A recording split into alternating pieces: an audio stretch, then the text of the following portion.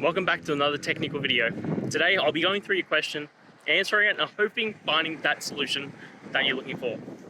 Guys, remember to stay just a little bit crazy just like me and work through to that resolution. Now let's continue on.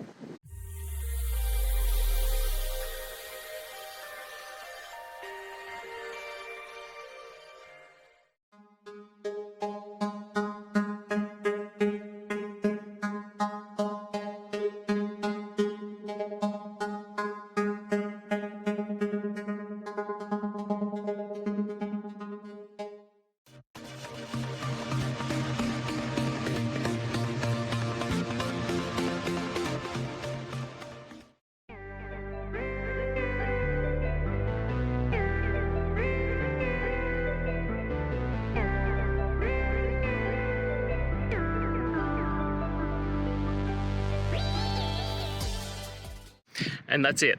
I hope you found the solution that you're looking for. If you did, please hit subscribe. I'd really appreciate it. And until the next time that you need technical help, I hope you have a good one. Cheers.